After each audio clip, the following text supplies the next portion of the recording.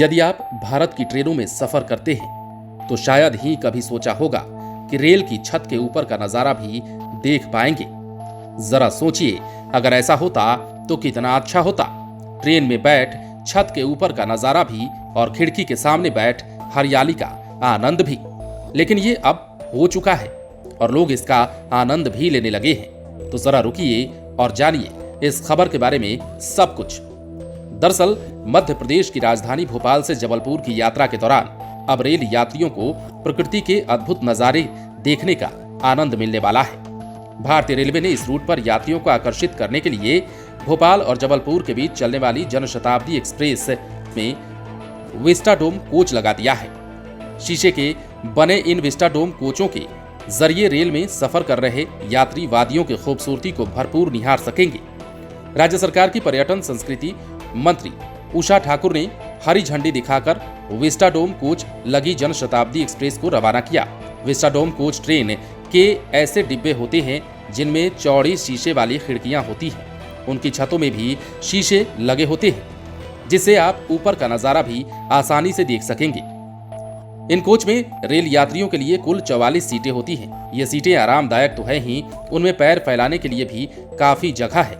ऐसे में बच्चों से लेकर बड़ी उम्र के लोग आराम से इस विस्टाडोम कोच में सफर कर सकते हैं। इस कोच की सीटों की सबसे बड़ी खासियत यह है कि इन्हें चारों ओर से घुमाया जा सकता है, यानी कि यात्री सामने की ओर मुंह करके बैठने को मजबूर नहीं होगा, बल्कि जिस दिशा में चाहेगा उस दिशा में देख पाएगा। विस्टाडोम कोच में यात्रा के दौरान पर्यटकों को प्रकृति की खूबसूरती भी देखने को मिलेगी और इन नज़ारों का अनुभव भी प्राप्त होगा। ये कोच ग्लास रूफ टॉप, स्वचालित स्लाइडिंग दरवाजे जैसी अत्याधुनिक सुविधाओं से लैस है। इनके अलावा विस्टाडोम कोच में यात्रियों के लिए multi tier steel luggage shelf, snack table, पर्यटकों के अनुकूल lounge, microwave oven, coffee maker और रेफ्रिजरेटर के साथ एक मिनी पेंट्री कार की सुविधा भी मौजूद रहती है। इतना ही नहीं, इस कोच में यात्रियों के लिए मनोरंजन की सुविधाएं भी उपलब्ध हैं।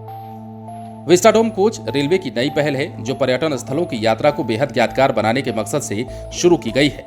माना जा रहा है कि इस पहल से लोग न केवल प्रकृति के करीब आएंगे बल्कि भारतीय पर्यटन को भी बढ़ावा मिलेगा।